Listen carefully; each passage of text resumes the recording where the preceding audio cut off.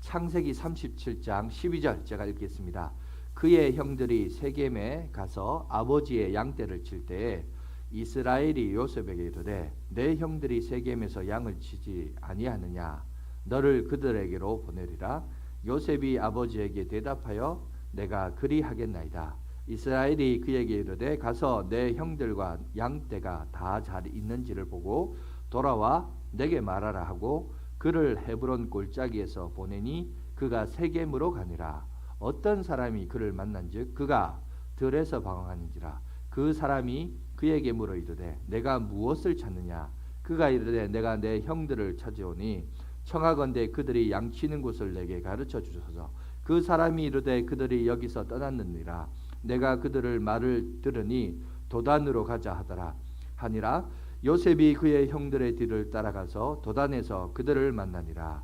요셉이 그들에게 가까이 오기 전에 그들이 요셉을 멀리서 보고 죽이기를 꾀하여 서로 이르되 꿈꾸는 자가 오는도다. 아멘. 자, 오늘은 야곱 집안의 사람들이라는 말씀으로 함께 은혜를 나누려고 합니다. 창세기 우리 37장 그리고 이제 38장을 거치면서 야곱 집안의 사람들이라는 말씀으로 은혜를 나눴으면 좋겠는데요. 여기 보면 야곱은 저는 개인적으로 상당히 애착이 가는 그 인물 중에 한 사람입니다. 창세기 12장 이후에 4대 인물이 나오는데 아브라함과 이삭과 야곱과 요셉의 이야기가 나옵니다. 그런데 여러분 어쩌면 그 4대 인물 가운데 가장 인간적이고 또 불신도 가득했으며 그리고 또 그의 인생을 요약을 해보면 속고 속이는 인생, 그런 삶을 살았던 것이 바로 야곱의 인생이었습니다. 어쩌면 21세기를 살아가는 오늘날 우리 사회를 정의하기도 어쩌면 속고 속이는 인생이 오늘 야곱의 인생과 비슷한 것이 아닌가 이런 생각이 듭니다. 그래서 속고 속이는 인생, 그리고 자기밖에 모르고 무력도 강하고 그저 입말 포켓하려고 하는 그런 모습도 강하고 심지어 또 하나님의 위대한 믿음의 손조라고 하기에는 너무나도 약점과 부족함이 가득했던 그 인생. 근데 그 인생임에도 불구하고 그럼에도 불구하고 야곱의 생에 하나님의 그 어떤 신실하심, 하나님의 그 변함없는 사랑, 인내하심, 또 이끌어가심, 이런 것들을 우리가 이렇게 보면서 정말 변화하지 않으려고 하고 끝까지 고집스럽게 생떼를 쓰는 이 야곱을 어떻게 하나님은 믿음의 선조의 반열로, 믿음의 사람으로 그렇게 거목으로 만들어 가는가. 여러분 우리가 성경을 볼 때도 이 야곱의 생애를 여러분 쭉 보면서 어떻게 그 사람이 믿음의 거목이 될 수 있었는가. 어쩌면 우리 흔한 말로 밑바닥 인생 살았던 이 인간이 어떻게 우리의 믿음의 선조라는 거목으로는 어떤 반열에 오를 수 있었을까. 이런 관점으로 여러분 한번 성경을 한번 보시면 참 우리에게 상당히 도전이 되는, 또 하나님을 알만한 지혜와 지식을 쌓을 수 있는 그런 귀한 시간이 되지 않겠나 그런 생각을 갖습니다. 그래서 오늘 본문도 보시면 이제 야곱의 스토리에서 이제 요셉의 이야기로 스토리로 이제 전환되는 내용입니다. 하지만 여러분 우리가 읽지는 않았지만 창세기 37장 2절에 이렇게 시작하잖아요. 야곱의 족보는 이라니라. 사실은 여러분 정확하게 말하자면 뭐죠? 이 얘기도 요셉의 이야기를 하는 것 같이 보이지만 사실은 다 야곱의 스토리에 포함되는 내용입니다. 그러니까 야곱의 그늘에서 야곱의 영향력 아래서 일어나는 가정사를 오늘 우리 가운데 보여주고 있습니다. 다시 말해서 이 가정 안에 속고 속이는 사건과 이야기, 계속해서 속고 속이는 사건. 아까도 말했지만 야곱의 생애를 속고 속이는 인생이라고 그러는데 야곱의 권세 아래, 야곱의 그 능력 아래 있었다는 것은 똑같이 요셉의 얘기를 하더라도 유다의 얘기를 하더라도 그 안에 무슨 얘기가 나오냐? 또 속고 속이는 얘기가 나온다는 거죠. 결국 뭐냐? 야곱의 그늘 아래 있었다는 거죠. 무슨 말입니까? 자식은, 그런 말이 있어요. 자식은 부모의 뒤태를 보고 자란다는 말이 있습니다. 그만큼 부모가 자식에게 영향력이 있다는 거죠. 그래서 여러분 부모는 조심해야 돼요.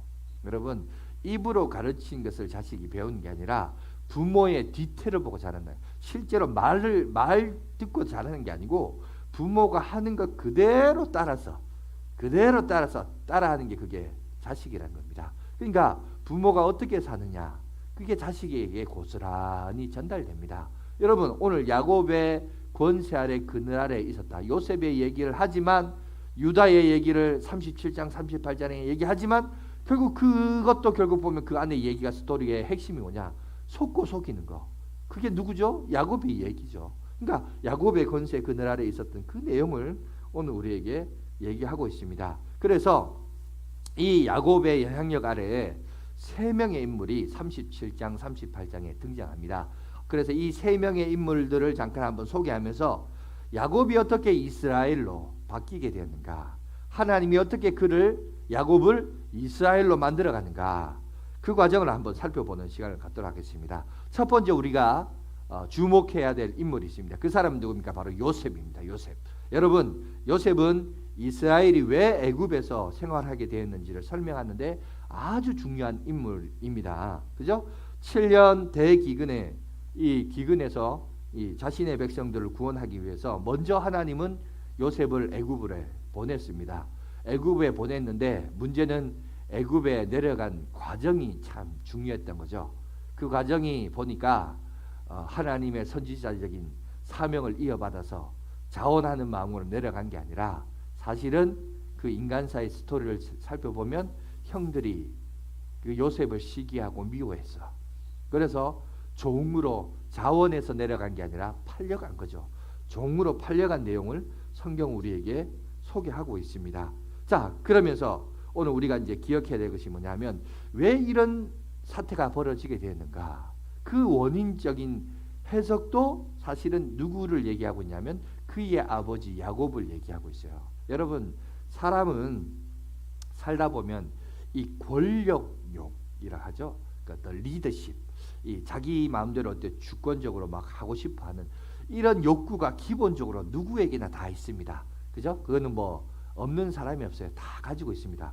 그런데 문제는 뭐냐면, 여러분, 자기 주도적으로 공동체를 이끌어가고 리더하고 싶은 욕구가 인간에게는 다 있지만, 그리고 또 야곱도 그런 게 있습니다. 그렇지만 오늘 사회적으로 가장 작은 단위인 가정 안에서 그 리더십을 가지는 최고의 위치에 있는 사람이 누구냐면 가장이죠. 오늘 야곱의 가정을 얘기하자면 야곱입니다. 그런데 이 가장이 가져야 할 태도를 우리가 한번 살펴봤으면 좋겠습니다. 가장이 어떤 태도, 그 가정에서 리더자로서 리더를 하는 데 있어서 어떤 태도를 가져야 되느냐, 바른 태도를 가져야 되는데 그릇된 태도를 가질 때 어떤 문제가 야기되는가를 성경 우리에게 얘기합니다. 여러분, 37장 3절 4절 보시면 이렇게 얘기합니다. 요셉은 노년에 얻은 아들이므로 이스라엘의 여러 아들들보다 그를 더 사랑하므로 그를 위하여 채색옷을 지었더니 그의 형들이 아버지가 형들보다 그를 더 사랑함을 보고 그를 미워하여 그에게 편안하게 말할 수 없었더라 라고 성경 우리에게 얘기하고 있어요. 그죠? 3절 4절을 보니까, 그러니까 가정에서 오늘 보니까 내 마음대로 할 수 있다는 말이 얼마나 위험한 생각인가는 것을 오늘 야곱의 가정을 통해서 우리에게 말씀하고 있습니다. 상처받은 사람은 아무리 사소한 것이라고 해도요, 그 상처로 인해서 아픔이 배가 됩니다. 그래서 그 문제가 더 커질 수 있어요. 오늘 지금 3절 4절 읽었는데 다시 앞에 절 2절로 한번 거슬러 올라가 보면 2절에 이렇게 얘기하죠. 야곱의 족보는 이라니라 이렇게 하면서 요셉이 17세의 소년으로서 그의 형들과 함께 양을 칠 때에 그의 아버지의 아내들 비라와 실바의 아들들과 더불어 함께 있었더니 그가 그들의 잘못을 아버지에게 말하더라 라고 얘기합니다. 여러분, 여기서 보면 어떤 문제가 일어나느냐, 자, 자식들이 어떤 상처가 있느냐. 첫 번째, 여기 보니까 2절에 이런 얘기하면 비라와 실바의 아들들이라 해요. 여러분, 비라와 실바의 아들들이란 말이 무슨 말일까요? 여러분, 자기 어머니가 종이었어요. 여종이에요. 그러니 자식들도, 여러분, 아버지가 하나고 일부 다처에서 아버지가 하나고 엄마가 여럿이면 엄마의 신분에 따라 자식의 신분이 정해지게 되어 있습니다. 그러니까 어머니가 여종이었기 때문에, 여종 출신이었기 때문에, 그러니까 그 자식들도 어떤 종이 아닌 종의 신분이 되는 거예요. 이에 반해서 동생 요셉은 그죠? 야곱이 사랑한 라헬의 장자였습니다. 물론 나이로 따지면 자기보다 어리지만 여러분 여러 가지 정황이나 상황을 볼 때 이거는 마치 같은 형제지간이 아니고 겉으로는 형제지간이지만 집안 안에서는 이게 서열이 있는데 주종관계가 돼요. 주인의 여종의 본처의 자식과 여러분 후처의 자식도 차이가 있듯이 여러분 여기도 보면 여종 어머니가 여종의 출신이었다는 것은 자기들도 아버지를 아버지라고 함부로 말할 수 있는 그런 관계가 아니었기 때문에 여러분 그 자식의 입장에서는 이게 상처예요. 안 그렇겠어요? 상처일 수밖에 없죠. 그러니까 출신 성분의 차이를 그들은 경험합니다. 아니나 다를까 여러분 야곱이 자기가 사랑한 라헬의 장자 요셉을 사랑했기 때문에 그에게 옷을 지어 입히는데 채색 옷을 지어 입힙니다. 이거는 그 당시 상속자를 상징하는 의미를 가지고 있습니다. 뿐만 아니라 아까 2절 끝부분에 보니까 요셉이 정탐을 해요. 같이 일하려고 보낸 게 아니라 지는 일도 안 하면서 옆에서 정탐을 하는데 뭘 정탐하냐? 우리들이 뭐 이렇게 하다 보니까 하나 뭐 양새끼 하나 구워 먹을 수도 있고 그죠? 배고파서 먹을 수 있는데 그걸 뚜루룩 나가가지고 아버지한테 고발을 하는 거예요. 형들이 아버지 몰래 양을 삶아 먹었니 볶아 먹었니 이걸 팔아 먹었니 이렇게 하니까 이제 이게 더 미운 거예요. 더 밉죠. 미울 뿐만 아니라 아까 4절에 보면 여러분 뭐라 하냐 미워할 뿐만 아니라 편안하게 말할 수도 없었더라. 그게 다정하게 대화하는 관계가 아니었다는 거예요. 그러니까 종 출신의 형들이 있고 본처 출신의 동생이 있지만 서로 그들 간의 대화와 이야기를 보니까 편안한 대화가 오가는 대화할 수 있는 관계가 아니라는 겁니다. 여러분 대화가 뭐예요? 대화 사전적인 의미를 보면 서로가 얘기를 서로 마주 대하면서 그죠? 어떤 주제를 가지고 서로 주고 받는 것을 여러분 대화라고 해요. 그런데 여러분 여기 보면 성경에 보면 이 요셉과 그의 형들은 여종들의 아들과의 관계는 대화하는 관계가 아니었어요. 여러분 성경에 그러면 또 말할 거예요. 목사님 아닌데요. 5절 보세요. 5절에 보면 요셉이 꿈을 꾸고 자기 형들에게 말하며 그들이 그를 더욱 미워하더라. 이 구절이 나와 있는데요. 여러분 여기도 보세요. 여러분 이 얘기를 보면 이게 대화가 아니에요. 이거는 요셉이 자기 일방적인 그죠? 일방 통행이죠. 정보 전달이요, 지시 사항이요, 또 뭐 자랑이죠. 그러니까 이거는 대화라고 할 수 없어요. 그런 얘기를 하면 형들이 또 그걸 받아쳐야죠. 근데 받아치기는커녕 듣고만 있다가 속으로는 뭐해요? 미워하는 거예요. 그러니까 이게 뭐냐면 정상적인 대화의 관계가 아니었던 거죠. 그러니 여러분 점점 관계의 골이 깊어지고 있습니다. 아픔이 깊어지고 있습니다. 이런 갈등의 요소들이 점점 깊어지고 있습니다. 그러면서 여러분 오늘 성경은 뭘 얘기하느냐? 이 37장에서 100세의 모세가 물론 모세는 후대 사람이죠. 그리고 요셉은 자기 손조죠. 하지만 17세의 소년을 강조합니다. 그 얘기는 미숙하다는 거죠. 형들의 마음을 헤아리고 이해할 수 있는 나이가 아니었다는 거죠. 그리고 그저 꿈 많고 자기 꿈에 도취되어 있는 요셉을 얘기하면서 미숙하고 연약한 여러분 요셉의 입장을 얘기하고 있습니다. 자, 그러면서 오늘 뭘 얘기하느냐? 자, 이 17세의 어린 나이에 배려함이 없는 이 요셉도 실수가 많고 허물이 많은 존재임을 오늘 모세는 이 사실을 우리 가운데 얘기하고 있습니다. 그런데 그로 인해서 어떻게 됩니까? 형들이 미워하게 되고 미워하는 감정이 치솟자 오늘 본문에 읽었던 것처럼 자, 형들이 세겜 지역에 갔다가 그죠? 또 다른 지역으로 양을 치러 가다가 소문을 듣고 이제 저 멀리서 보니까 채색 옷을 입고 오는 여러분 요셉을 발견합니다. 그러면서 비아냥거리기를 저 꿈꾸는 자가 오는도다. 그러면서 어떻게 합니까? 그를 잡아 죽이려고 합니다. 잡아 죽이려고 하지만 장자 루벤이 죽이기를 허락하지 않고 가만두었다가 잠깐 루벤이 어디 그 현장에서 벗어났던 것 같아요. 그러면서 유다의 주도하에 의해서 설득을 통해서 어떻게 합니까? 요셉을 애굽에 팔아넘기는 사건이 성경에서 오늘 우리 가운데 소개하고 있습니다. 그리고 나서 이 요셉의 삶, 요셉의 인생을 후대에 이제 우리가 어떻게 해석하죠? 요셉의 인생을 전체적으로 누구를 예표하고 상징하는 모형으로 등장하기 시작합니까? 바로 예수 그리스도의 삶의 모형으로서 여러분 그렇게 소개하고 발견하고 있는 것을 보게 됩니다. 그런데 이들이 이제 나중에 애굽으로 내려갔던 요셉이 출세를 해서 입신양명을 해서 애굽의 총리가 돼요. 그리고 그 지역에 여러분 애굽뿐만 아니라 팔레스타인 지역까지 온 지역이 7년 기근을 경험합니다. 그리고 나서 그들도 애굽에 내려가면 양식이 풍부하다는 소식을 듣고 내려가서 거기서 누구를 만나죠? 요셉을 만나죠. 그리고 그들의 모든 가정이 애굽에 내려와서 살게 됩니다. 내려와서 살게 될 때에 여러분 그 일을 저질렀던 형들의 마음이 어떻게 했겠어요? 겁이 나겠죠. 그죠? 여러분 애굽에 내려갔더니 그 애굽에서 여러분 둘째 가의 권세를 가진 총리로서의 동생 요셉을 경험합니다. 면접에서 만납니다. 만났을 때 만남의 재회에 대한 반가움보다는 여러분 어떤 마음이 들까요? 아이고 내가 내 동생을 팔아넘겼는데 여러분 내 동생이 우리를 죽이려 하면 어떠지? 여러분 그런 여러분 염려와 걱정이 있지 않겠습니까? 그러니 두렵습니다. 늘 두려워하며 삽니다. 그러다가 더 큰 두려움의 사건이 경험되어집니다. 그게 뭐냐? 자기 아버지 야곱이 죽습니다. 그래도 그나마 아버지 백으로 자기네 가정과 생명이 연연하며 살았는데 아버지마저 죽자 그들이 이제 오금이 저려옵니다. 이 동생이 피해 보복으로 우리를 죽이면 어떡하지? 그리고 애굽에서 둘째 가는 권세인데 여러분 이방인들 죽이는 거 그건 뭐 대수롭게 생각하겠어요? 그렇지만 여러분 그들이 스스로 여러분 고개를 숙이면서 절을 합니다. 결국 요셉의 꿈이 이루어지는 것을 보게 되죠. 그런데 여러분 여기서 기억해야 될 것이 있어요. 뭘 기억하냐? 요셉이 피해 보복을 하지 않고 뭘 했죠? 용서했어요. 용서했다는 거예요. 여러분 이 사실을 오늘 우리가 주목해야 되는 겁니다. 요셉이 어떤 생각을 가지고 있었냐? 첫 번째, 형들이 나를 파는 것에 대해서 너무 염려하지 말라.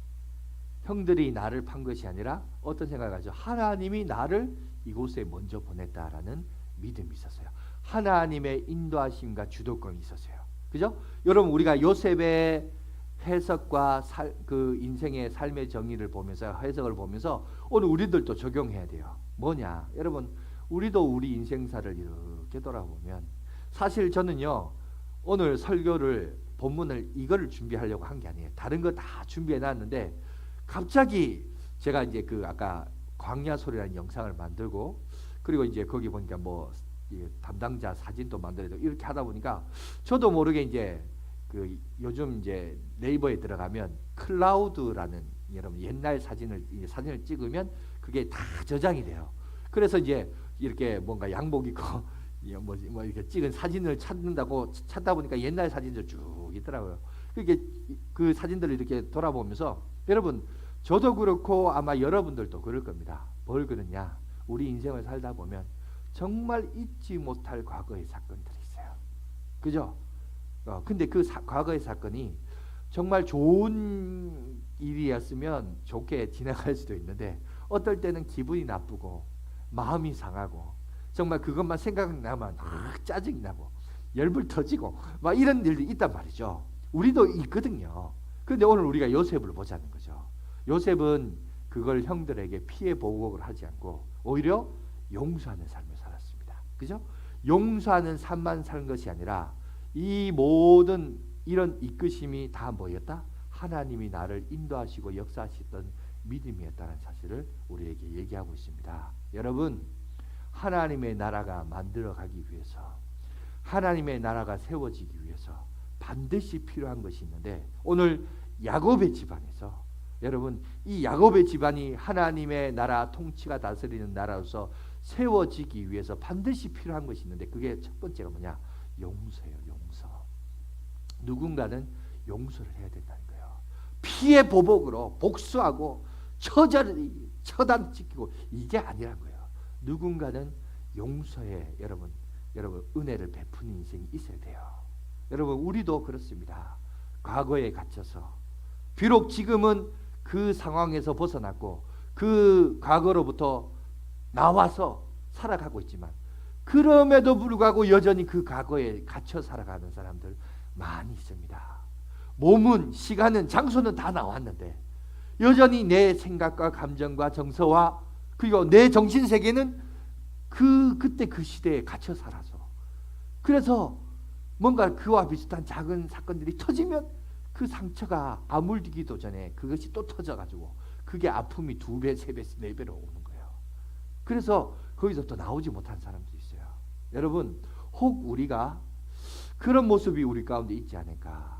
여러분 한번 돌아봤으면 좋겠어요. 저도 이제 그 사진을 이렇게 보면서 지워야 될 걸 이렇게 지우면서 그런 마음을 가졌어요. 아, 하나님이 나를 이런 양화진교회 담임 목사로 되게 하기 위하여 이런 일들이 있게 하셨구나. 이런 걸 제가 한번 경험했습니다. 여러분들도 여러분을 한번 돌아보시기 바랍니다. 여러분들도 한번 생각하면 막 소름 돋고 치가 떠는 과거가 있을 겁니다. 생각도 하기 싫은 일들이 있을 거예요. 그런데 여러분 다 내려놓으십시오. 그것이 오늘 요셉을 요셉되게 하신 것처럼 하나님이 우리를 우리 되게 하시기 위하여 축복의 근원으로 삼기 위하여 이 모든 것을 다 겪게 하셨습니다. 그거를 피해보고로 갔다고 해보세요. 그러면 이스라엘이 12지파로 남을 수가 없어요. 그리고 하나님의 큰 그림과 어떤 구원의 구속사적인 역사 속에서 이것이 이어지지가 않습니다. 그런데 요셉은 용서를 했어요. 용서를 했을 뿐만 아니라 어떻게 용서할 수 있었냐? 그의 사고방식에 이 모든 것이 형들의 시기와 질투가 아니라 이것이 하나님의 이끄심이었다. 하나님의 계획이었고 인도하심이었다. 물론 그 과정에서 인간적인 연약함, 인간적인 그런 것들이 일어나지만 그러나 봐라. 결국 성공한 건 나고 결국 베푼 것도 나고 결국 하나님이 나를 이것을 아름답게 만들어주신 것도 하나님이시다. 여러분 이런 고백을 할 수 있는 거 아니겠어요? 여러분 우리도 보세요. 여러분 그런데 우리도 결과론적으로 보면 여러분 우리가 오늘날 나의 나되게 하신 것, 이 모든 것이 다 하나님의 은혜인데 너무 그 은혜를 은혜로 받아들이는 반면에 과거에 갇혀 사는 분들이 너무 많습니다. 여러분 다 내려놓으십시오. 내려놓고 용서하는 인생이 되십시오. 그리할 때 하나님의 나라가 여러분을 통해서 이루어질 줄 믿습니다. 그런 삶을 살아가는 저와 여러분 되시길 간절히 바라겠습니다. 그리고 이제 두 번째 인물을 우리가 살펴보겠는데 그게 누구냐? 요셉을 팔자고 주도했던 유다입니다. 여러분 37장 끝부분 후반부와 38장에 걸쳐서 유다와 여러분 유다의 집안의 이야기를 오늘 우리 가운데 소개하고 있는 것을 보게 됩니다. 그런데 중요한 것은 뭐냐? 여러분 우리가 이제 신약을 다 만들어졌고 신약 예수님이 오시고 2000년이 지난 이 시대를 우리가 살아가고 있기 때문에 여러분 과거의 모든 역사를 통으로 다 보고 있어요. 그러니까 구약부터 시작해서 신약 성경까지 모든 걸 다 보고 있기 때문에 우리가 이게 이 해석을 할 때 우리가 이 유다를 지금의 유다뿐만 아니라 심지어 예수 그리스도와 연결해서 해석을 할 수 있습니다. 뭐냐? 유다는 여러분 우리가 잘 알듯이 예수님이 누구의 혈통에 의해서 왔죠? 바로 유다의 혈통에서 예수님이 이 땅 가운데 오셨던 거예요. 그러면 우리가 질문을 던질 수 있습니다. 뭐죠? 어떻게 이게 가능하냐? 어떻게 동생을 팔아넘긴, 그죠? 이런 혈통의 허리에서 예수 그리스도가 날 수 있느냐? 이거는 아니지 않느냐? 차라리 요셉이 예수 그리스도의 모형을 나타냈으면 요셉의 후손으로 나와야 이게 정상적이고 맞는데 왜 유다냐? 유다의 허리에서 왜 이 질문이 나올 수밖에 없습니다. 그런데 자 이거를 모세의 관점에서 봅시다. 여러분 모세는 예수님의 나심, 다윗 이것들이 다 어디요? 미래적인 사건이에요. 인간은 미래를 볼 수 없어요. 그죠? 과거를 회상할 수 있어도 입에서 입으로 구전이 전해지고 문서를 통해서 역사를 통해서 다 경험되어지지만 여러분 미래적인 것은 볼 수 없어요. 그래서 모세가 여러분 이 창세기 38장을 쓸 때 그러면 모세는 왜 38장을 썼을까를 우리가 생각해 볼 필요가 있습니다. 여러분 지금 모세는 출애굽에서 시내산에 있습니다. 창세기를 기록할 당시 시내산에 정주하면서 그 글을 씁니다. 그러면 출애굽을 끝마치고 쓴 거예요. 그러면 이제 이런 얘기가 나오겠죠. 이스라엘 백성들 우리가 왜 애굽에 종노릇 때 했죠? 종살이 하면서 살았죠? 그 얘기를 하려면 기원을 들어가 보면 누구 얘기를 해야 돼요? 요셉 얘기를 해야 돼요. 그러면 자연적으로 또 유추하죠. 요셉은 왜 또 애굽에 왜 내려갔어요? 이렇게 하면 요셉이 자의로 내려간 게 아니라 형들의 시기와 질투로 인하여 내려갔다는 얘기가 나오겠죠. 그러면 또 어떤 얘기가 유추할 수 있냐? 그럼 누가 요셉을 팔아넘겼냐? 보니까 유다였던 거예요. 그러면 사람들이 묻겠죠. 그럼 유다는 도대체 어떤 사람이에요?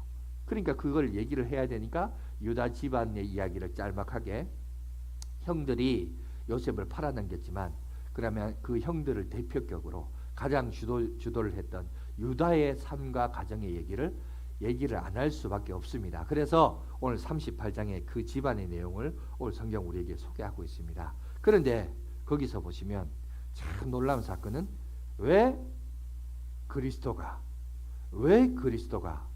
동생을 팔아넘기는 주도를 했던 유다의 허리에서 날 수밖에 없었는가라는 것을 모세는 사실적으로 글을 썼지만 나중에 가서 우리가 신약에 와서 이거를 해석을 해보면 왜 그럴 수밖에 없는지를 우리가 해석할 수 있습니다. 자, 한번 살펴보면 38장 1절을 보시면 이렇게 되어 있습니다. 그 후에 유다가 자기 형제들로부터 떠나 내려가서, 그 후에라는 말이 뭐냐 하면 요셉을 판 후에 이 얘기입니다. 그 다음에 자기 형제들로부터 떠났다. 처음으로 부모의 그늘에서 독립을 합니다. 독립을 하면서 자, 아둘람 사람 히라를, 자, 가나안에 살고 있었던 사람 히라는 사람하고 가까이 지냅니다. 친구로 지냅니다. 친구로 지냈을 뿐만 아니라 그 다음에 나중에 이제 2절 3절 계속해서 보시면 뭐가 나냐면 가나안 여인과 결혼을 해요. 그러니까 보세요. 아버지와 형제들로부터 떠났습니다. 떠났고 누구와 가까이 있냐? 가나안 사람 히라라는 사람과 친부를 맺습니다. 친구만 맺는 것이 아니라 가나안의 여인들 가운데 한 여자를 자기 아내로 맞습니다. 그 결혼 생활을 해요. 점점점 뭐 하죠? 부모로부터 떠나서 점점점 가나안과 가까워지게 되고 가나안 문화와 가까워지게 되는 것을 오늘 유다의 삶을 성경을 통해서 우리 가운데 보여지고 있습니다. 여러분, 이게 왜 문제냐? 여러분, 가나안은 성경에서 하나님이 나중에, 그죠? 오늘 아브라함을 통해서 이 땅을 너희에게 주리라. 왜 주느냐? 가나안 땅이 더러운 땅이 되어버렸어요. 왜 더러운 땅이냐? 성적으로 여러분 많은 문화에 있어서 여러분 하나님이 보시기에 악을 행하는 문화를 가지고 있었기 때문에 하나님은 그래서 모세를 통하여 여호수아를 통하여서 그 땅이 언약의 땅으로서 다시 한번 회복되기를 하나님이 원하셨던 것을 보게 됩니다. 그래서 여러분 이게 성적으로 얼마나 타락했는가 지금으로 우리가 추측하기는 좀 힘듭니다. 그러나 그 당시의 상황을 유추해서 그 문화와 가장 비슷한 게 오늘날 21세기 어디에 있냐를 보니까 그걸 이제 유추해 보면 여러분 브라질의 카니발 축제를 보면 됩니다. 거기 보면 막 여자들이 옷을 야하게 속살이 다 들어간 옷을 입고 막 축제를 벌이잖아요. 요즘이야 뭐 그때 당시 가나안 문화가 그만큼의 어떤 인파와 뭐 사람들이 모인 건 아니지만 비슷해요. 거기서도 보면 가나안 종교가 보면 거기 여사제가 입는 야한 옷이 있어요. 그걸 입고 막 거리를 행진하고 도보를 걷습니다. 그러면 거기에 이제 흥분한 남자들이 그 여자 사제와 관계를 맺습니다. 관계를 맺는데 문제는 뭐냐면 관계를 맺는 게 끝나는 게 아니라 그 관계를 명분화하기 위해서 뭐라 하냐? 거기에 이제 종교적인 요소를 넣어요. 그러니까 그들에게 있어서의 종교적인 행위가 뭐냐? 그런 관계를 맺으면서 관계를 형성하는 것이 그 축복이 내려오고 복이 임하고 뭐 부를 그리고 또 건강을 이런 식으로 명분화시켜서 일종의 종교 행위로 발전시킵니다. 종교 문화로. 그러니까 늘 제가 얘기하지만 문화라고 하는 것은 그 문화의 기저에 베이스에 뭐가 깔려 있냐? 종교가 깔려 있어요. 그래서 우리나라 고유 민속 문화를 보시면 항상 어떤 지역 어떤 나라의 민속 문화 배경에는 종교가 깔려져 있어요. 그것이 발전해서 문화라는 것이 되는 것입니다. 그러니 그것이 가장 악했던 거죠. 그런데 여러분 우리가 잘 알듯이 젊다라는 게 뭐예요? 젊다라는 거. 여러분 젊다라는 것은 뭐든지 주변의 문화와 어떤 정보와 많은 것을 받아들이는 학습하는 것에 있어서 빠르고 익숙하다는 거예요. 그죠? 그러니까 젊은 사람들이 보면 하여튼 빠르고 익숙해요. 저도 이번 주에 아까도 제가 광고 시간에 했지만 그 유튜브 그 방송 1인 방송 하는데 엄청 제가 스트레스를 했어요. 그거 하기 전에 2주 3주 동안 이걸 또 어떻게 해야 되냐 막 하면서 이것까지 꼭 해야 되냐. 근데 상황을 보니까 할 수밖에 없고 하긴 해야 되고, 그러니까 하려고 그러면 뭔가를 또 배워야 되고, 뭔가 배운다는 게 이상하게 저도 이제 나이가 먹는지 뭔가 배운 거에 대해서 옛날에는 참 좋아했었는데 이제는 막 약간 스트레스를 받아요. 이걸 보면서 아 나도 이제 늙는구나 이런 생각을 하는데, 그렇습니다. 젊다라는 것이 특징이 뭐냐면 뭔가 새로운 것이 오면 그 새로운 문화에 대해서 익숙하고 배우기 쉬워요. 여러분 뭐 대중문화 요새 뭐 BTS가 빌보드 차트에서 1위 했다 그러는데, 제가 그걸 이렇게 보면서 옛날에도 저도 가요 좋아하거든요. 듣기 좋아합니다. 그런데 언제부턴가 요즘은 가요가 제 귀에 안 들려요. 무슨 말 하는지를 모르겠더라고요. 그러니까 이게 하여튼 뭔가 점점점 세대차가 느껴지고, 뭔가 이게 정말 새로운 걸 배우고 받아들이는 것이 쉽지 않구나라는 걸 경험하게 됩니다. 여러분 오늘 보면 유다 집안의 사람들이 자 가나안이라는 새로운 문화에 접합되어 있습니다. 관계되어 있습니다. 밀접합니다. 그러면서 그 문화에 쉽게 동화되고 빠져듭니다. 그래서 어떤 일이 일어나느냐, 성경에 보니까 하나님이 처음으로, 창세기에 보니까 처음으로 사람을 쳐 죽이는 사건, 직접적으로 죽이는 사건을 성경은 우리에게 소개하고 있습니다. 그게 누구냐? 유다의 아들들이에요. 유다의 아들들을 하나님이 치시는 사건을 성경 우리에게 얘기합니다. 38장 7절에 보시면 이렇게 되어 있는데 보여주시겠어요? 자, 유다의 장자 엘이, 정확하게 말하자면 발음이 이게 엘이 아니고 이스라엘이란 엘하고 비슷해서 이게 엘이 하나님의 뜻이 아니고 에르라고 읽어야 돼요. 근데 이제 뭐 한글에 엘이라고 되어 있으니까 엘을 읽겠습니다. 엘이 여호와의 보시기에 악함으로 여호와께서 그를 죽이신지라. 여러분 하나님이 보니까 엘을 죽였다라고 합니다. 물론 왜 죽였느냐 이유는 안 나와 있습니다. 그런데 둘째도 하나님이 죽이십니다. 9절 10절에 그죠? 자 한번 읽어드릴게요. 오나니 그 씨가 자기의 것이 되지 않을 줄 알므로 형수에게 들어갔을 때 그의 형에게 씨를 주지 아니하려고 땅에 설정하며 그 일이 여호와의 보시기에 악함으로 여호와께서 그도 죽이시니.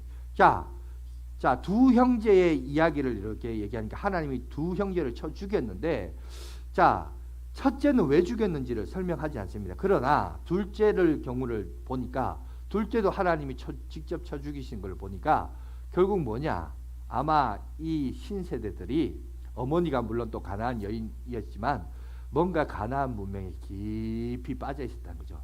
가나안 어떤 문명, 성적인 문화에 뭔가가 정상적이지 아니하는 성적인 문화에 깊이 빠져져 있었던 것 같습니다. 그리고 그것이 하나님이 보시기에 뭐했다고요? 악했다. 그죠? 7절도 그렇게 얘기하고 10절에서도 그렇게 얘기합니다. 중요한 것은 하나님이 보시기에, 하나님의 평가에서 이것이 악했기 때문에 그들을 다 쳐 죽였다라고 오늘 성경은 얘기하고 있습니다. 그죠? 그러니까 그때 당시에는 우리가 잘 알아야 될 것이 혈족을 중요시 여기는 문화입니다. 그래서 집안의 가계를 이어야 하는 그런 풍습이 있었기 때문에 여러분 고대 근동 아시아도 그렇고 사실 우리나라도 혈족을 중요시 여기는 문화죠. 그래서 이런 뭐냐면 계대 혼인법이라는 것이 있었습니다. 그래서 그 당시 여성의 인권이나 사회 활동이 거의 없었기 때문에 복지 차원에서 남아도전 사상이 생길 수밖에 없는 그런 것들이 있었죠. 그런데 문제는 뭐냐면 유다가 약속을 해놓고 오늘 보면 세 번째 아들이 있었는데 그 셋째 아들이 셀라예요. 셀라인데 이 셀라에게 주지 않고 야 너 처가에 가라. 셋째 셀라는 너무 어리기 때문에 나중에 다 크면 너에게 계대 혼인법에 의하여 너에게 주겠다라고 하고 보냅니다. 보냈는데 문제는 뭐냐?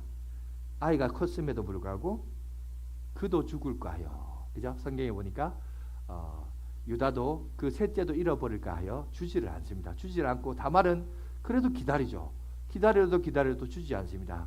그러다가 오늘 보니까 성경에 보니까 12절 이하에 보니까 이렇게 됩니다. 양털을 깎는 시기가 돌아옵니다.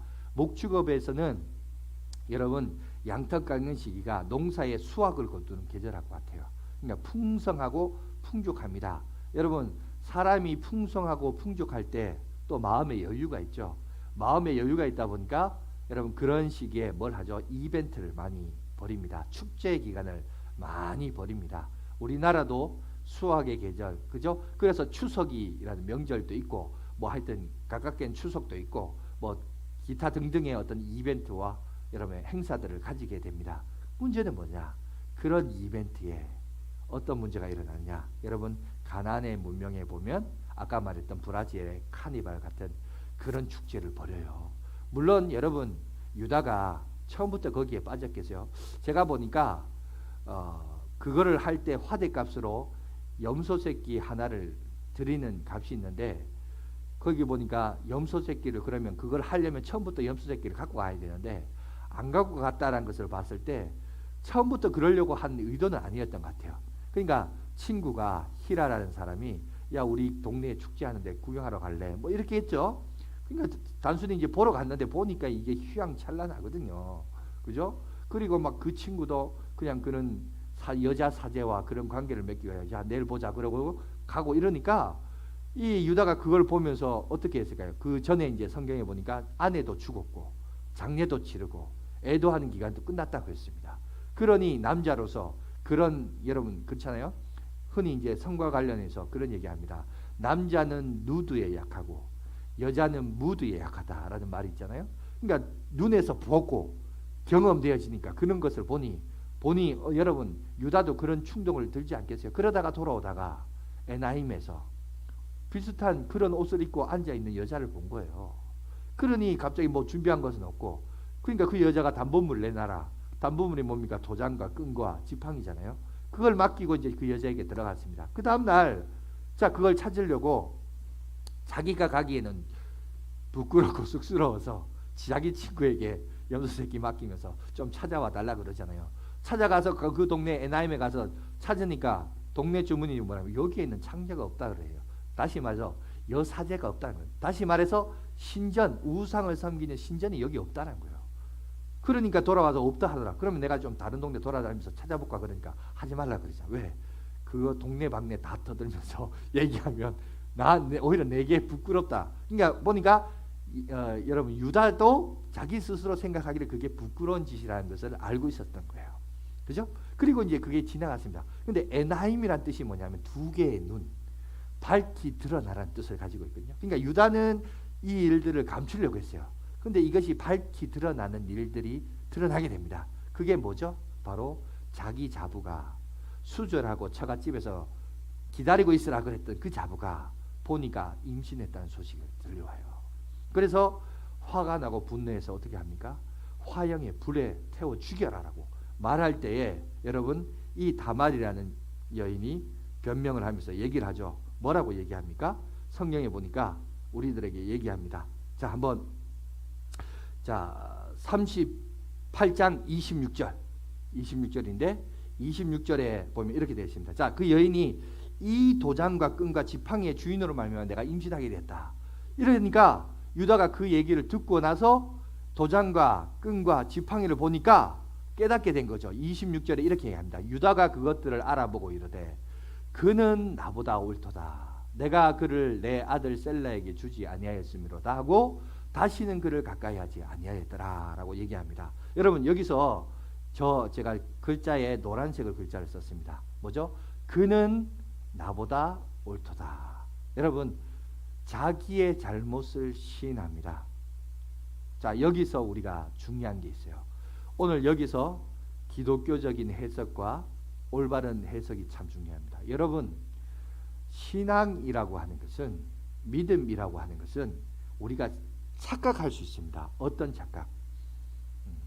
우리가 잘못된 어떤 뭐랄까요 가치관 중에 하나가 뭐냐면 영웅주의예요. 그러니까 하나님의 나라를 위하여 내가 무엇을 할까? 이거에 대한 환상에 우리가 사로잡힐 때가 많아요. 근데 하나님은 우리에게 요구하는 실제 모습은 과연 뭘까라는 거예요. 하나님의 나라를 위하여 뭘 할까? 여러분 우리가 역사나 전통을 보면 어떤 과거의 어떤 인물에 대해서 평가하기를 그 사람이 역사와 공동체와 민족과 하나님의 나라를 위하여 뭘 했느냐 이거에 의미를 두고 가치를 두고 해석할 때가 많습니다. 그런데 정작 하나님이 진짜 여러분 가치 있게 두는 건 뭔지 아세요? 그거는 회개와 뉘우침과 돌이킴이에요. 믿습니까? 하나님이 우리 인간에게 진짜 원하시는 진짜 영웅 같은 가치는 우리가 하나님의 나라를 위하여 뭘 할까? 어떤 업적을 남길까? 이거 아니에요. 많은 사람들이 착각해요. 심지어 저도 목사이기 때문에 저도 뭐 목회자 생활을 하면서 교회도 그래요. 지금 하나님의 교회, 우리 양화진 교회 뭘 할까? 자꾸 그거를 자랑해요. 아니에요. 여러분, 그거는 그럴 수 있어요. 저도 목사고 공동체를 이끌어가는 사람으로서 그렇잖아요. 전도 많이 한 사람 가치 있게 보고 하나님의 교회를 위해서 또 우리 이쪽으로 이전하면서 섬기고 봉사 가치 있게 여길 수 있어요. 근데 그거는 인간적으로 그렇고, 여러분, 우리가 결국 하나님 나라 천국 갔을 때 최종적인 판단을 누가 하겠어요? 하나님이 평가하지 않겠어요? 근데 하나님이 볼 때, 하나님이 인간을 판단하는 가치는 인간이 나를 위해 뭘 했냐가 아니에요. 우리가 자꾸 착각하면 안 돼요. 뭐냐? 하나님의 말씀과 뜻 앞에서 내가 깨닫고 뉘우치고 회개하는 거예요. 그래서 그리스도가 누구의 후손으로? 유다의 후손으로 온 거예요. 유다가 뭘 한 게 뭐 있어요? 여러분 보세요. 유다가 뭘 했어요? 기껏 동생이나 팔아먹고 가난한 사람하고 이렇게 살아서 그 여자하고 살아가지고 그렇게 산 것밖에 더 있어요?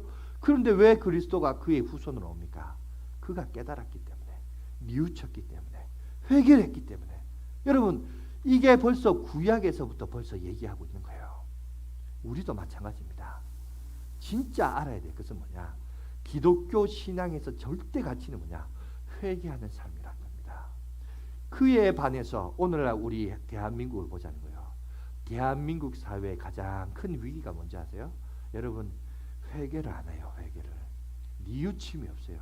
끝까지 자기는 잘못한 거 없다. 그죠? 정치를 봐도 그렇고 세상을 봐도 그렇고 요새 이상하게 교회도 그래요. 교회도 세상 문화에 빠져가지고, 그죠? 종말론적인 사상에 비하면 뭐 그런 식으로 뭐 사단의 세력에 대해 뭐 이익하는데, 여러분 아닙니다. 여러분, 우리가 하나님 앞에 쓰임 받으려면 여러분 교만하면 안 됩니다. 그런데 왜 그럴까를 보니까 우리나라의 역사가 반만년, 5천년의 역사를 가지고 있습니다. 그런데 이 5천년의 역사 가운데 제가 보니까 지금이 이 5천년의 역사에서 대한민국, 한국이라는 이 존재 가치를 밝게 드러낸 시절이 없었어요. 그죠? 방역도, 코로나 방역도 잘하고 경제적으로도 보니까 부강했고, 그러다 보니까 이 우리나라도 뭔가 이제 먹고 살만하니까 사람은 참 신기해요. 먹고 살만하고 사람한테 인정받으면 스멀스멀 마치 들어오는 게 있는데 그게 뭐냐? 교만이에요. 여러분, 하나님은 교만한 사람을 쓰지 않습니다. 여러분, 신앙생활의 최대 적이 뭐예요? 신앙생활의 최대 적은 물론 사단이지만, 사단이 우리 가운데 뭘 자꾸 심어줘요? 교만함을 심어주거든요. 교만하면 하나님 앞에 쓰임 받을 수 없어요. 여러분, 겸손한 자를 하나님이 쓰십니다. 여러분, 이 사실은 절대적인 진리예요. 이거는 바뀌지 않아요. 어떤 시대와 역사와 여러분 환경 속에서 이건 절대적으로 바뀌지 않습니다. 그런데 어느덧 우리 민족도 여러분 점점점 회개하지 않고 겸손하지 않고 낮아져야 되는데 낮아지지 않는다는 거예요. 여러분, 그렇다면 우리도 지금 한번 돌아보자는 거죠. 여러분, 유다가 될 수 있었던 것은 유다의 행실로 말미암아 그리스도가 그의 허리에서 나온 게 아니라 유다의 삶에서 무엇이 있었다? 뉘우침과 회개의 삶이 있었다는 거예요. 그런데 하나님은 그걸 크게 보셨다는 거예요. 요셉이 자기 민족들을 향하여 어떤 일을 벌였나? 그것도 그 당대에 유명하고 대단했지만 그렇다고 예수님이 요셉의 혈통으로 난 게 아니라는 거예요. 오히려 유다의 혈통으로. 그럼 유다는 뭘 했는데? 보니까 유다는 회개한 거예요. 자기의 삶을 뉘우친 거예요. 아, 이게 아니구나. 이게 아니었구나. 이렇게 사는 게 아니구나. 내 힘으로 사는 게 아니구나. 내 능력으로 사는 게 아니구나. 이거를 철저하게 느꼈던 거죠. 그리고 그 고백으로 말미암아 누가 나신 거죠? 그리스도가 나게 된, 여러분, 놀라운 역사를 오늘 우리 가운데 보여주고 있습니다. 여러분, 우리가 성경을 보면서, 그러니까 우리가 성경적인 가치, 하나님의 평가 기준으로 봐야 돼요. 세상은 자꾸 업적을 강조해요. 네가 뭘 했냐, 뭘 남겼냐. 근데 하나님은 아니에요. 네가 얼마나 회개했느냐, 얼마나 뉘우쳤느냐, 얼마나 돌이켰느냐. 여러분, 그거와의 싸움이에요. 여러분, 이걸 절대 놓치지 마시기 바랍니다. 자, 그 다음에 세 번째 인물을 봅시다. 다말입니다.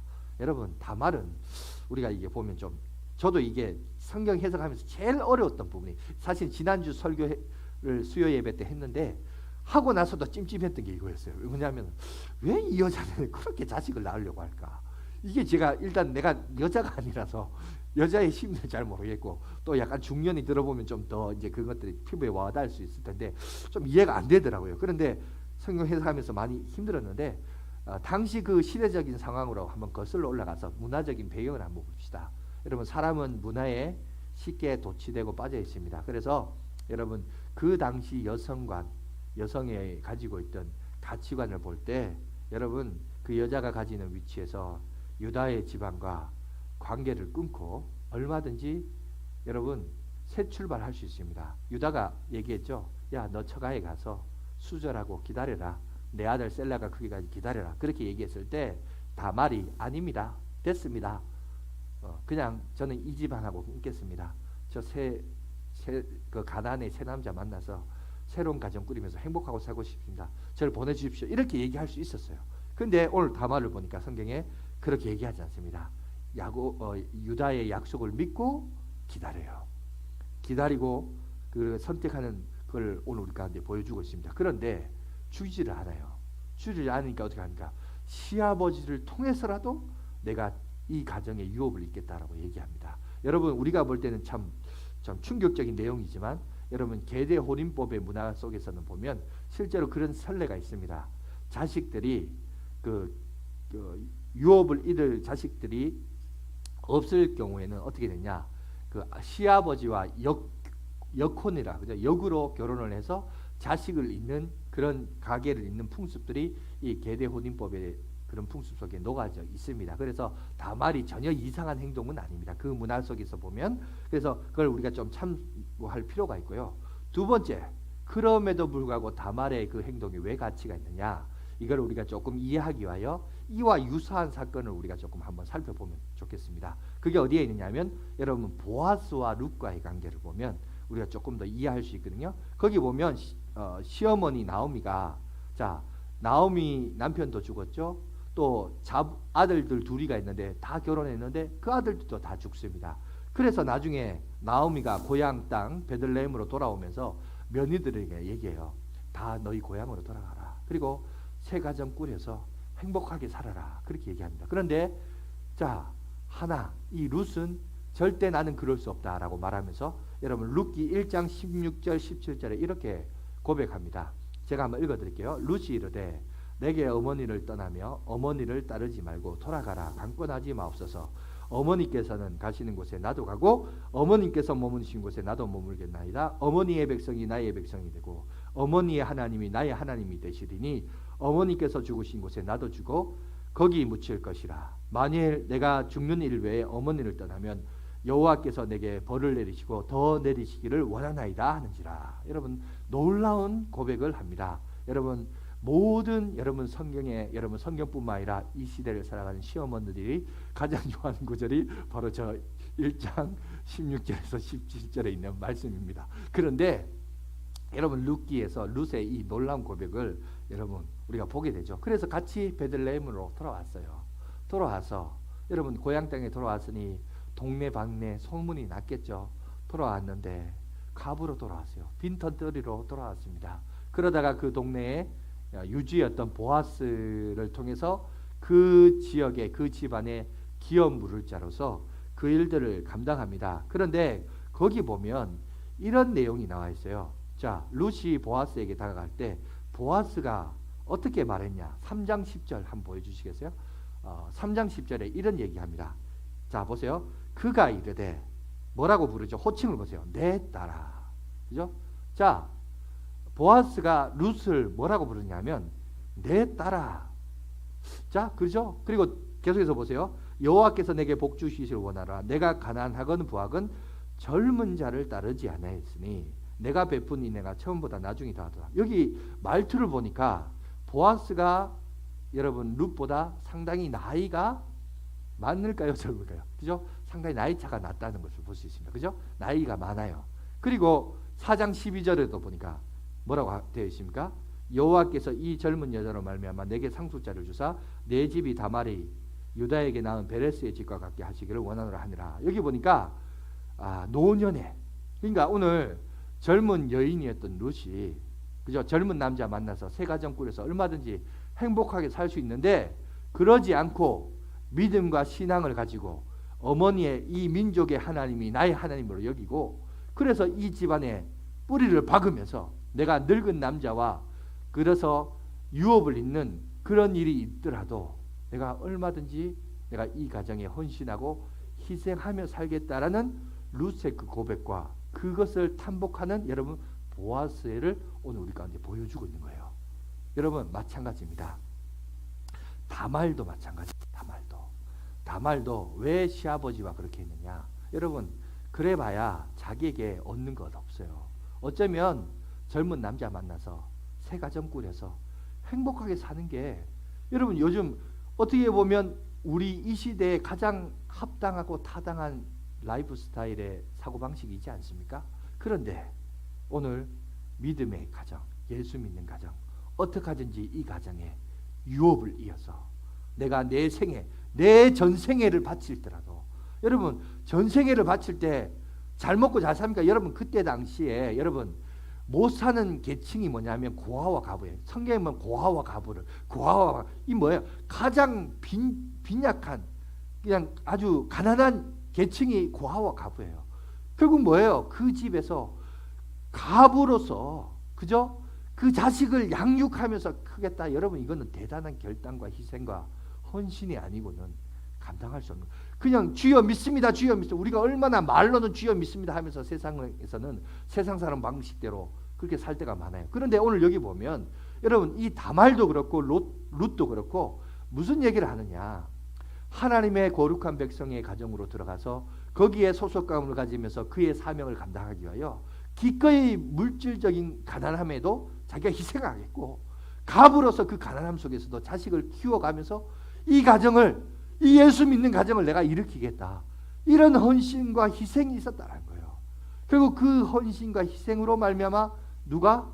예수 그리스도가 그 족보로부터 흘러나왔다. 룻도 그렇고 여러분 오늘 성경에 있는 다말도 그렇다는 사실입니다. 자, 여러분 정리하겠습니다. 시간이 많이 지나갔는데 여러분 오늘 야곱의 가정에서 이스라엘이 되는 그 과정 속에서 이 집안이 어떻게 야곱에서 이스라엘이 될 수밖에 없었느냐? 여러분 그걸 오늘 세 명의 인물을 얘기해요. 요셉은 용서의 삶을 살았습니다. 그죠? 유다는 회개의 삶을 살았습니다. 그리고 오늘 다말은 희생과 헌신의 삶을 살았습니다. 여러분 용서, 회개, 희생, 헌신, 이 단어는 오늘날 누구도 좋아하는 단어가 아닙니다. 그저 추종하고 따르고 싶은 단어 아니에요. 그런데 중요한 것은 하나님의 나라가 세워지기 위해서는 여러분 이런 단어가 꼭 있어야 돼요. 그죠? 여러분 이 단어가 있어야 돼요. 이런 자들이 있어야 돼요. 결국 야곱은 입말 포켓하고, 그죠? 야곱은 자기 것만 챙기려고 그러고 자기 만족을 위해서 속이는데 자기가 좋아하는 것에 있어서 그런 것만 추구했던 그의 후손들이 보니까 용서하는 인생, 그죠? 그의 후손들은 회개하는 인생, 그의 후손들은 희생과 헌신을 통하는 인생. 그래서 그 나라가 하나님의 나라가 세워졌다는 사실을 오늘 우리에게 얘기합니다. 여러분 우리의 최소 가정, 어쩌면 사회적인 구성단위, 최소의 구성단위인 가정부터 시작해서 누군가는, 그죠? 누군가는 부모의 역할을 해야 되는 거예요. 누군가는 희생하는 역할을 해야 되고, 누군가는 돌이키는 역할을 해야 되고, 누군가는 섬기는 역할을 해야 됩니다. 용서하는 일을 해야 돼요. 그래야 이것이 회복될 수 있습니다. 교회도 그렇고 민족도 그렇고 나라도 그렇고 전 세계가 그렇습니다. 여러분 아무쪼록 우리가 기억해야 될 것은 뭐냐? 하나님의 나라는 이렇게 해서 완성되어지고 만들어간다는 사실을 오늘 성경은 우리 가운데 얘기하고 있습니다. 그렇다면 오늘 우리도 생각해야 되죠. 이 세상의 가치와 풍조대로 살 것이냐? 오늘 성경의 인물의 이야기를 통해서 우리가 이런 가치, 성경에서 말하는 가치로 살아갈 것이냐? 내 삶에 여러분 용서가 있습니까? 내 삶에 회개의 돌이킴이 있습니까? 내 삶의 희생과 섬김의 모습이 우리 가운데 있습니까? 여러분 이것이 있을 때 하나님의 나라는 더욱더 든든히 서갈 것이요, 또 또 우리 양화진 교회 여러분 성도의 여러분의 그 가정에도 하나님께서 더욱더 큰 복과 은혜로 역사해 주실 줄 믿습니다. 왜? 하나님은 지금도 살아계시고 역사하시고 인도하시는 분이심을 우리가 믿기 때문에, 그죠? 그걸 믿기 때문에, 그러니까 우리에게 여기에 믿음이 필요한 거예요. 여러분 아무쪼록 이 믿음을 통하여 세상 풍조에 쫓아 살아가지 마시고 하나님의 가치와 저 천국의 삶을 바라보면서 살아가는 저와 여러분들이 되시길 간절히 바라겠습니다. 기도하겠습니다.